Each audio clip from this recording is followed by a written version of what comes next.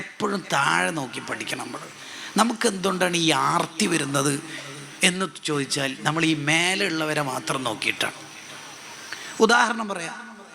ഇപ്പം ഇവിടെ ഒരു പുതിയ ഷോപ്പ് തുടങ്ങിയെന്ന് വിചാരിക്കുക.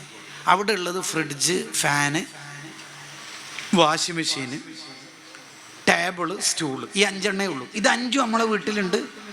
ഈ വീട്ടിലുള്ളതേ ആ ഷോപ്പിലുള്ളൂ, ആ ഷോപ്പിലുള്ളതെല്ലാം നമ്മളെ വീട്ടിലുണ്ട്. എന്നാലും പെണ്ണുങ്ങൾക്ക് ഒരു തിരക്കായിരിക്കും അങ്ങോട്ട് പോകണമെന്ന്. അതെന്തിനാടി? അവിടെ ഉള്ളതിൽ ഇവിടെ ഇല്ലേ? ഉണ്ട്. ഇവിടെ ഉള്ളതന്നെയല്ലേ അവിടെ ഉള്ളൂ. അതെ. അപ്പം നിസ്ബ എന്താ? അതെ.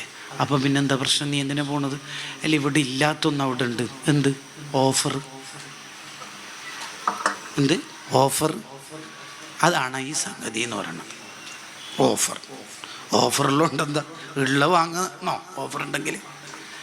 നമ്മളെപ്പോഴും ഈ താഴെ നോക്കി പഠിക്കണം. നമ്മുടെ ജീവിതത്തിൽ ഉണ്ടാവേണ്ട ഏറ്റവും പ്രധാനപ്പെട്ട ഒരു സ്വഭാവം തന്നെ എന്താണെന്ന് വെച്ചാൽ തെർക്കുൽ ഫുളൂല, ആവശ്യമില്ലാത്തൊക്കെ ഒഴിവാക്കണം.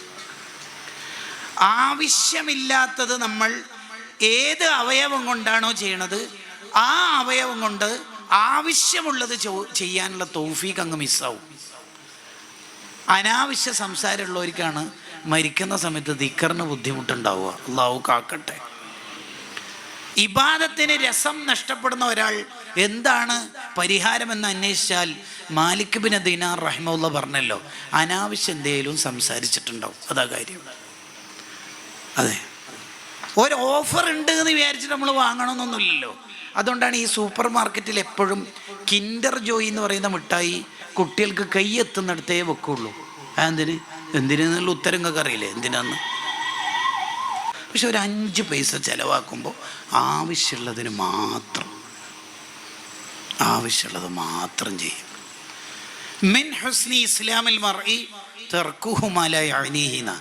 ആവശ്യമില്ലാത്തൊക്കെ ജീവിതത്തിൽ നിന്ന് ഒഴിവാക്കണം. അത് എന്ത് കാര്യമായാലും അങ്ങനെ തന്നെ.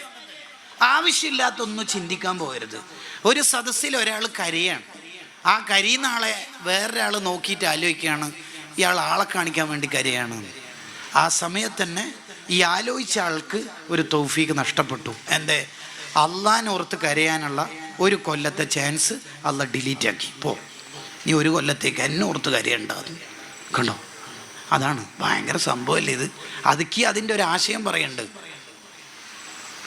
ആവശ്യമില്ലാത്ത കാര്യത്തിൽ നമ്മൾ ഇടപെട്ടോ, ആവശ്യമുള്ള കാര്യം നമ്മുടെ ജീവിതത്തിൽ നിന്ന് നഷ്ടപ്പെട്ടുകൊണ്ടേയിരിക്കും. അതാണ് അതിൻ്റെ ഒരു പ്രശ്നം. എന്തുകൊണ്ടാണ് ഈ അനാവശ്യം നമുക്ക് ആലോചന വരുന്നത്? നമ്മൾ താഴെയുള്ളവരിലേക്ക് നോക്കാത്തതുകൊണ്ടാണ്. നമ്മളെക്കാൾ പ്രയാസപ്പെടുന്നവരെ നമ്മൾ നോക്കണം.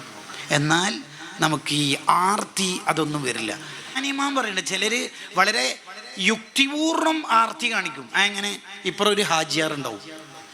അപ്പം അയാൾ കേൾക്കത്തക്ക വിധത്തിൽ നല്ല ഡ്രസ്സല്ലേ പിള്ളേർക്കെല്ലാം പറ്റി, പക്ഷെ കീശയിൽ അങ്ങ് പൈസയില്ല. അവൻ്റെ ഒരു വല്ലാത്ത ആർത്തി തന്നെ. ഇത് ലമീർ റാജിക്കയിലേക്കാണ് മടങ്ങുന്നത്. അതല്ല ഒരു പിരാന്ത് എന്നാണ് പറയേണ്ടത്. പക്ഷെ പ്രസംഗത്തിൽ അങ്ങനത്തെ ഭാഷയൊന്നും ഉപയോഗിക്കാൻ പറ്റില്ലല്ലോ. ഭ്രാന്ത് എന്നാണ് പറയേണ്ടത്. പക്ഷേ അത് ഉപയോഗിച്ച പഞ്ച് കിട്ടാത്തതുകൊണ്ടാണ് ഞാൻ പറയണത്. ഇതെല്ലാം ഒരു പിരാന്ത് പരിപാടിയാണ്. ഇതിനൊന്നും നമ്മൾ നിൽക്കരുത്. നമ്മൾ ആരെയാണ് പഠിക്കേണ്ടത്? കണ്ടിട്ടില്ലേ, അബൂ ഇസ്ഹാഖു ഷിറാസി റളിയല്ലാഹു അൻഹു ജീവിതത്തിൽ ഹജ്ജ് ചെയ്തിട്ടില്ല. ഹജ്ജിൻ്റെ മസല എഴുതിയ മഹാനല്ലേ, പക്ഷെ ഹജ്ജ് ചെയ്തിട്ടില്ല. എന്താ കാരണം? വേണമെങ്കിൽ ആയിരക്കണക്കിന് ശിഷ്യന്മാർ കണ്ണിൻ്റെ പോളൻ്റെ മേലെ ഇരുത്തിയിട്ട് ഹജ്ജിന് കൊണ്ടുപോകുന്ന ബുൽഖൈനി ഇമാമിൻ്റെ തദ്കിറയിലുണ്ട്. പക്ഷെ ചെയ്തിട്ടില്ല. എന്തുകൊണ്ട്? സ്വന്തം പൈസ ഇല്ല. വേണ്ട, അവർക്കല്ലേ ഹജ്ജും നിർബന്ധമുള്ളൂ. നമ്മുടെ ജീവിതത്തിൽ താഴെയുള്ളവരിലേക്ക് നോക്കി പഠിക്കുക. അയാളെ വീട്ടിൽ ഗ്രാൻഡ് മൗലിദ് നടന്നിന്, അതുകൊണ്ട് എന്താ ഇപ്പോൾ പ്രശ്നം? അയാൾ കൊല്ല അജ്മീറിലും ഈ സിയാറത്തിനൊക്കെ പോകുന്നുണ്ട്. അതുകൊണ്ട് അതൊക്കെ ഇപ്പം അടുത്ത് നമ്മളിലേക്ക് വരുന്ന ഒരുപാട് ആശയങ്ങളാണ്. ഈ അടുത്തൊരാൾ ഞാൻ കണ്ടപ്പോൾ അയാളോട് ചോദിച്ചു, നിങ്ങളെ കണ്ടിട്ടില്ലല്ലോ, കുറേ ദിവസമല്ലോ. ഞാൻ മദീനയിൽ പോയതാണ്. റസൂലുള്ള ചോദിക്കൂലേ എന്നെ മദീനയിൽ പോയിട്ടില്ലെങ്കിൽ? മുത്തുനബിക്ക് ഇതല്ലേ പണി, ഓരോരാളെ ചോദിക്കല്ലേ. നമ്മളിലേക്ക് ഓരോന്നിങ്ങനെ കയറി വന്നുകൊണ്ടിരിക്കുകയാണ്. ശരിക്കും ആലോചിക്കണം. ആ ഉസ്താദും കുട്ടികളും അങ്ങനെ പോകുന്നുണ്ടോ? അവിടെ നമ്മൾ പോകണമെന്നുണ്ടോ? നമ്മുടെ കഴിവ് പോലെ നമ്മൾ ജീവിച്ചാൽ മതി. ബാക്കിയുള്ളവരായിട്ട് കമ്പയർ ചെയ്യലൊക്കെ നമ്മൾ നിർത്തുക. മോനെ, നീ താഴെ നോക്കുക. ഇതെന്തൊരു ആശയമാണ് റസൂലുള്ളാഹി പറയണത് സ്വല്ലല്ലാഹു അലൈഹി വസല്ലം. ഈ താഴെ നോക്കുക എന്ന് പറയുന്നത് എന്തിനാന്ന് വെച്ചാൽ ഖനാഅത്ത് കിട്ടാൻ വേണ്ടിയിട്ടാണ്, ഉള്ളതിൽ തൃപ്തിപ്പെട്ട് ജീവിക്കാൻ വേണ്ടിയിട്ടാണ്. ഇഷ്ഖനുഅൻ ബിലാ ഹിർസിൻ വലാ തമഇൻ. ഒരു അത്യാഗ്രഹവും ഇല്ലാതെ നീ ഉള്ളതിൽ തൃപ്തിപ്പെട്ട് ജീവിക്കുക, അത്ര തന്നെ ഉണ്ട്. പൊതുവിൽ മനുഷ്യന്മാരുടെ നിലപാട് മൂന്നെണ്ണം ഉണ്ടാവുക. ഒന്നിക്കിൽ ഖനാഅത്ത്, അല്ലെങ്കിൽ സുഹദ്, അല്ലെങ്കിൽ ഹിർസ്. A+ ഗ്രേഡാണ് ഖനാഅത്ത് ഹിർസിനൊക്കെ കിട്ടുക. തോറ്റുപോയ ടീമാണ് ഹിർസ്, അലച്ചക്കാർ. അങ്ങനെ പറഞ്ഞാൽ ഒരു മലയാളത്തിലെ ഉദാഹരണത്തിലേക്ക് വരാം. ഫസ്റ്റ് ഉള്ളത് സുഹദ്, ഉള്ള തന്നെ വേണ്ട. അതിൻ്റെ ക്യാപ്റ്റൻ ഇബ്രാഹിമിന് അദ്ദേഹം റളിയല്ലാഹു അൻഹു, ഉള്ള തന്നെ വേണ്ട, നമുക്ക് ഒന്ന് താല്പര്യം, എന്ത് ദുനിയാവ്, എന്ത് സ്വത്ത്. അതിലേക്ക് ചിലപ്പോൾ നമുക്ക് ആബ്സല്യൂട്ടിലി എത്താൻ പറ്റിക്കൊള്ളുന്നില്ല. രണ്ടാമത്തെ ഒരു ടീമാണ് ഖനാഅത്ത്, ഉള്ളത് വേണം, അതിലപ്പുറത്ത് അവർക്കൊന്നും വേണ്ട, ഉള്ളത് സൂപ്പറായിട്ട് വേണം. മൂന്നാമത്തേതാണ് ഹിർസ്, അലച്ച, ഉള്ളത് പോരാ. നല്ല ഭാര്യ ഉണ്ടാവും, എന്നാലും +2 പെൺപിള്ളേരെ നോക്കുന്നതാണ് അതിൻ്റെ അർത്ഥം. അലച്ചാണ്, എല്ലാത്തിലും അലച്ച, ഫുഡിലും അലച്ച, എല്ലാത്തിലും അലച്ച.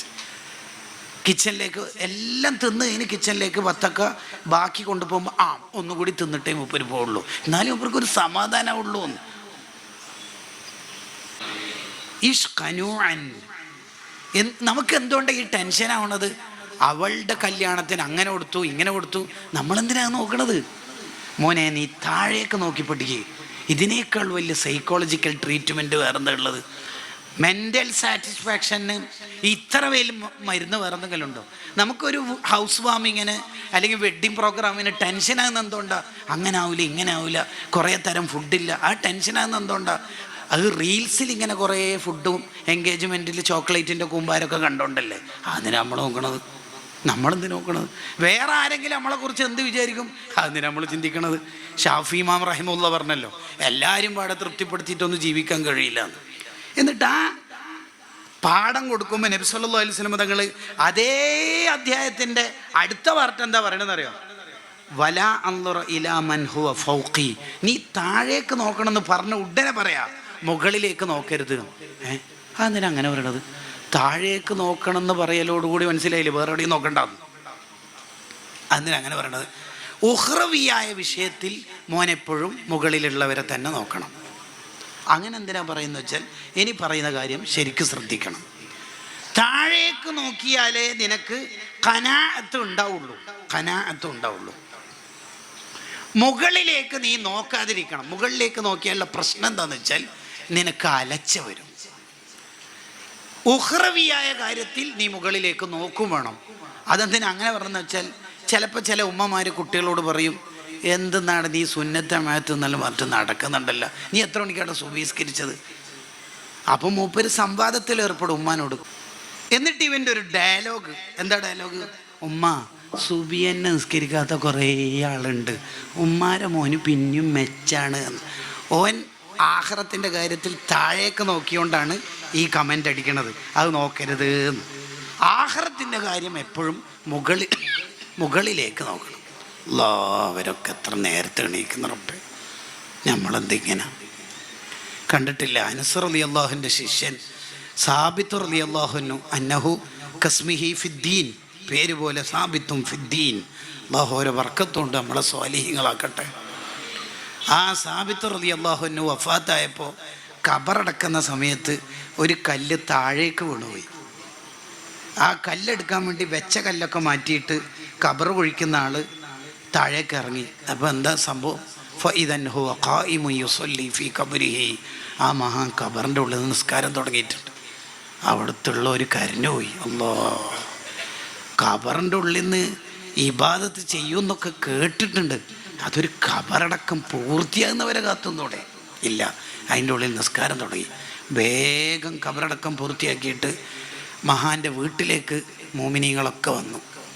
മോളോട് ചോദിച്ചു, ഉപ്പാൻ്റെ ജീവിതം എങ്ങനെയായിരുന്നു മോളെ? ഉപ്പ എപ്പോഴും രാത്രി ദീർഘനേരം നിസ്കരിക്കും, ഒരു ദിവസം 300 റക്അത്ത് സുന്നത്ത് നിസ്കരിക്കും. അത്താഴത്തിൻ്റെ സമയം ആയാൽ, സുബഹിൻ്റെ അടുത്ത സമയമായാൽ അള്ളാഹിനോട് ദ്വാരക്കും, അള്ളാഹുവേ ഖബറിലായിരിക്കെങ്കിലും നിസ്കരിക്കാൻ തൗഫീഖ് കൊടുക്കണ്ടെങ്കിൽ അതെനിക്ക് തരണേ എന്ന് പറഞ്ഞാൽ, എനിക്ക് നിസ്കരിച്ചിട്ട് പൂതി തീർന്നിട്ടില്ല അള്ളാഹ് പ്ലീസ് എന്നാണ് പറയണത്. നമ്മളൊക്കെ 3 റക്അത്തെങ്കിലും വിത്ര കൊണ്ട് നടക്കാറുണ്ടോ എന്ന് വെറുതെ ആലോചിച്ച് നോക്കി. ഡെയിലി 300 റക്അത്ത് നിസ്കരിച്ച ഒരു മഹാൻ്റെ കരഞ്ഞുകൊണ്ടുള്ള റിക്വസ്റ്റ് ഉണ്ട് അള്ളാഹിനോട്, നിസ്കരിച്ചിട്ട് പൂതി മാറിയിട്ടില്ല റബ്ബേ, കബർന്ന് നിസ്കരിക്കാൻ നീ കൊടുക്കുമെന്ന് എനിക്കറിയില്ല. വല്ല പ്രോട്ടോക്കോൾ എതിരുണ്ടെങ്കിൽ വേണ്ട, അഥവാ കൊടുക്കലിന് വലിയ പ്രശ്നമില്ലെങ്കിൽ അതെനിക്കൊന്ന് തരണേ കബർ നിസ്കരിക്കാൻ. എൻ്റെ വാപ്പച്ചി എപ്പോഴും ദ്വാരക്ക് കേൾക്കാറുണ്ട്. എന്നെങ്കിലും നമുക്ക് സുന്നത്ത് നിസ്കാരത്തിനൊക്കെ ഒരു മടി വരുന്നുണ്ടെങ്കിൽ ഈ ചരിത്രം നമ്മളെ മനസ്സിൽ കൊണ്ടുവന്നാൽ മതി. മോനെ, നീ ഉഹ്റവിയായ കാര്യത്തിൽ എപ്പോഴും മുകളിലേക്ക് നോക്കണം. അതല്ലേ ഹദ്ദാദ് ഇമാം പറഞ്ഞത്, നിന്നെക്കുറിച്ച് നാട്ടുകാർ എന്താണോ വിചാരിക്കണത് അതിൻ്റെ ഡബിള് നീ ആവണം. ഇനി ഡബിളൊന്നും ആയിട്ടില്ലെങ്കിലും മിനിമെങ്കിലും ആവണം, മിനിമെങ്കിലും. ഇതാ ഈ കാണുന്ന അബു ഹനീഫ എന്ന് പറയുന്ന ആള് രാത്രി മൊത്തം നിസ്കരിക്കുന്ന ആളാണ് എന്ന് അബു ഹനീഫ റളിയല്ലാഹു കേൾക്കത്തക്ക വിധത്തിൽ ഒരാൾ പറഞ്ഞപ്പോൾ അബു ഹനീഫ ഞങ്ങൾ കരയാൻ തുടങ്ങി. അല്ലാ, നാട്ടാറല്ല എന്താ പറയുന്നൊക്കെ, ഞാൻ രാത്രി മൊത്തം നിസ്കരിക്കില്ല. ഇല്ലാലോ, കുറച്ചുറങ്ങലില്ലേ, പിന്നെ രാത്രി ഉറങ്ങണില്ല. 40 കൊല്ലം ഇശായിൻ്റെ വുളു കൊണ്ട് സുബഹിസ്കരിച്ച ആളാണ്. നാട്ടുകാർ പറയുന്നെങ്കിലും ആവണ്ടേ എന്ന്. നമ്മളെക്കുറിച്ചൊക്കെ നമ്മളെ മക്കൾക്കും നാട്ടുകാർക്കൊക്കെ തോന്നുന്ന ഒരു വസ്തുത ഉണ്ടാവും, നല്ല ആളാണ്, നല്ല മനുഷ്യനാണ്. മുത്തലിമീങ്ങൾക്ക് ഭക്ഷണം കൊടുത്താൽ സ്വർഗത്തിലെത്തും എന്നൊക്കെ വിചാരിച്ച് ഭക്ഷണം തന്ന ആൾക്കാർ സിറാത്ത് വാലത്തിൻ്റെ മുകളിലൂടെ പോകുമ്പോൾ താഴെ നമ്മളെ കാണേണ്ട അവസ്ഥ വരുത്താൻ പാടില്ല. നമുക്ക് സുന്നത്ത് നിസ്കാരം ഉണ്ടാവണം. സുന്നത്ത് നിസ്കാരം റവാത്തിബൊക്കെ ഒഴിവാക്കുന്ന ആളെ ഇമാമിങ്ങൾ വളരെ ഗൗരവത്തിലല്ലേ കൈകാര്യം ചെയ്യേണ്ടത്, നമുക്കുണ്ടാവണം. ഉഹ്റവിയായ കാര്യത്തിൽ എപ്പോഴും മുകളിലേക്ക് നോക്കിക്കൊണ്ടിരിക്കണം. അല്ലാ, ഞാൻ അവിടെ എത്തിയില്ലല്ലോ എന്ന ചിന്ത നമുക്ക് എപ്പോഴും ഉണ്ടാവണം. ദുന്യവിയായ കാര്യത്തിൽ താഴേക്ക് നോക്കണം. അങ്ങനെയാണെങ്കിൽ ചെറിയ വീട്, അതുകൊണ്ടല്ലേ സൂഫിയാക്കൾ പറഞ്ഞത് നീ വലിയ വീട് നോക്കാതിരിക്കൽ സുന്നത്താണ്. അതിനാ നിൻ്റെ ഹൗസ് വാമിങ്ങിൻ്റെ അന്ന് നിനക്ക് ടെൻഷനാവും, അല്ലോ എൻ്റെ വീടൊന്നും സൗകര്യമില്ല. ഇനി നമ്മളൊരു വീട്ടിൽ പോയാൽ തന്നെയും നമ്മളുടെ കണ്ണ് മൂക്ക് തെർക്കുൽ ഫുളൂലിൻ്റെതാവണം. ഇൻസ്റ്റഗ്രാം കൾച്ചറല്ല, മദീന കൾച്ചറല്ലേ നമുക്ക് വേണ്ടത്. കണ്ണും അങ്ങനെ തന്നെ ഇങ്ങനെ നോക്കരുത്. നല്ല ഇൻറ്റീരിയറിൽ 4 ബാത്റൂമുണ്ട്, നീ അത് ബാത്റൂമിൻ്റെ മുതലാളിയാണ്. നമുക്ക് എന്തിൻ്റെ കാര്യം? അതൊക്കെ നമ്മൾ ഒഴിവാക്കുക. ആവശ്യമുള്ളത് മാത്രം ചെയ്യുക. മിൻ അദബിൽ ഇസ്ലാം എന്നൊരു കിതാബുണ്ട്, അബ്ദുൽ ഫത്താഹ് അബൂദക്ക്. ഗ്രന്ഥകാരനോട് എല്ലാ കാര്യത്തിലും യോജിപ്പൊന്നും ഉണ്ടായിക്കൊള്ളുന്നില്ല, എന്നാലും ആ വിഷയത്തിലുള്ള ഒരു ഗ്രന്ഥം നിങ്ങളുടെ മുന്നിൽ ഞാൻ പറയാം. മൂന്നാമത്തത് അബൂദർ റളിയല്ലാഹു അൻഹുവിനോട് കൊടുത്ത മൂന്നാമത്തെ ഉപദേശം, വഅമറനി അൻ നസില റഹിം വഇൻ അദ്ബറത്. മോനെ അബൂദറെ, മോന് കുടുംബം വന്ന് ചേർക്കണം. അത് നമ്മളെ വലിയ ക്വാളിറ്റി ആവണം. നമ്മളൊക്കെ മരിച്ചാൽ നമ്മളെ ബ്രാക്കറ്റിൽ ഉണ്ടാവേണ്ട ഒരു ക്വാളിറ്റി അതാണ്. അതൊരു ആത്മീയ വിലാസമാണ്. ഹംസത്തോർ റളിയല്ലാഹു അൻഹു ഉഹദ് യുദ്ധത്തിൽ കൊല്ലപ്പെട്ടപ്പോൾ ആ മുറിവും ശത്രുക്കൾ അവരോട് ചെയ്ത ക്രൂരത ഒക്കെ കണ്ടിട്ട് നബി സല്ലല്ലാഹു അലൈഹി വസല്ലം തങ്ങൾ കുറേ നേരം കരഞ്ഞിട്ടുണ്ട്. റസൂലുള്ള കരഞ്ഞതിനെ കുറിച്ചൊരു കിതാബുണ്ടല്ലോ, മവാഖിഫുൻ ബകാ ഫീഹൻ നബി സല്ലല്ലാഹു അലൈഹി വസല്ലം. അതിൽ കാണാം ഏറ്റവും കൂടുതൽ ജീവിതത്തിൽ തങ്ങൾ കരഞ്ഞ ഒരു സന്ദർഭം ഹംസത്തോർ വഫാത്തായപ്പോഴാണ്. അത്രക്കും ഇഷ്ടപ്പെട്ട ആളാണ്. യാ അമ്മൽ മുസ്തഫ, യാ കാശിഫൽ കുർബാത്ത്, അങ്ങനെ തങ്ങൾ വിളിക്കൽ തന്നെ. എനിക്കെന്തെങ്കിലും വിഷമം വന്നാൽ പരിഹരിച്ചിരുന്ന ആളല്ലേ എന്ന അർത്ഥത്തിലാണ്. തങ്ങൾക്ക് ഭയങ്കര ഇഷ്ടമാണ് ഹംസ റളിയല്ലാഹു അൻഹുവിനെ. ആ ഹംസത്ത് തങ്ങൾ വഫാത്തായപ്പോൾ ഹംസ തങ്ങളുടെ ആ തിരുശരീരം നോക്കിയിട്ട് നബി സല്ലല്ലാഹു അലൈഹി വസല്ലം ഞങ്ങൾ പറഞ്ഞ വാക്കെന്താ പറയുക, ഇന്നക വസൂലല്ലി റഹിമി, നിങ്ങൾ കുടുംബബന്ധം ചേർക്കുന്ന ആളല്ലേ. ഇതെന്തിനാണ് എടുത്തു പറഞ്ഞത്? ഇബ്നു ഹജർ തങ്ങൾ അസ്നൽ മത്വാലിബ് ഫീ സുലത്തിൽ അർഹാമി വൽ അഖാരിബിൽ പറയുന്നുണ്ട്. ഇത് എടുത്തു പറയാനുള്ള കാരണം ഒരാൾക്ക് ജീവിതത്തിൽ വേണ്ട ഏറ്റവും വലിയ ക്വാളിറ്റി അതാണ്. കുടുംബം എന്ന് പറഞ്ഞാൽ കുടുംബമായിരിക്കണം. മൂത്തമ്മ, ഇളയമ്മ, ഇളയപ്പ, മൂത്താപ്പ, അമ്മാവൻ, അമ്മായി, എല്ലാവരുമായി കുടുംബബന്ധം എന്ന അർത്ഥത്തിൽ നമുക്ക് ബന്ധം ഉണ്ടാവണം. ഒരാളുമായിട്ട് നമ്മൾ തെറ്റി നിൽക്കരുത്. വൈൻ അദ്ബറത്, അവർ നമ്മളോട് എത്ര തെറ്റി എന്നാലും നമുക്കങ്ങോട്ട് ബന്ധം ഉണ്ടാവണം. അങ്ങനെയാണ് നമ്മൾ. അവർ പണ്ട് നമുക്കൊന്നും ചെയ്തു തന്നിട്ടില്ലല്ലോ, അങ്ങനെയൊന്നും ചിന്തിക്കാൻ പാടില്ല. അങ്ങനെ ചിന്തിക്കരുത്. നമ്മൾ അങ്ങോട്ട് ബന്ധം ഉണ്ടാവണം. കുടുംബബന്ധം മുറിക്കുന്ന ആൾക്കുണ്ടാവുന്ന ആദ്യത്തെ ദുരന്തം എന്താ പറയുക, ദുആഇന് ഉത്തരമുണ്ട് എന്ന ഓഫർ വന്ന എല്ലാ രാത്രിയുടെയും ബർക്കത്ത് ഡിലീറ്റ് ചെയ്യും. ബറാഅത്തിൻ്റെ രാവ്, ലൈലത്തുൽ ഖദർ, ഇവിടെയൊക്കെ ദുആഇന് ഉത്തരമുണ്ട് എന്ന് പ്രത്യേക ഓഫർ വന്നതല്ലേ, ആ ഓഫറൊക്കെ ഡിലീറ്റ് ആക്കുന്ന വിനാചാരങ്ങൾ വിശദീകരിക്കുന്നുണ്ട്. അങ്ങനെ ഒന്നും സംഭവിച്ചു പോരാ. നമുക്ക് കുടുംബത്തോട് നല്ല ബന്ധമുണ്ടാണ്. അതുണ്ടോ? അല്ല കൂടെ ഉണ്ട്. അതില്ലേ, അർശിൻ്റെ മേലെ എഴുതി വെച്ചിട്ടുണ്ട് അല്ല കൂടെ ഇല്ല. അത് 13ാമത്തെ ഉപ്പാപ്പനോട് തെറ്റിയാലും അങ്ങനെ തന്നെ. കുടുംബത്തിൽ ഒരാളുമായി നമുക്ക് തെറ്റേണ്ട അവസ്ഥ വരരുത്.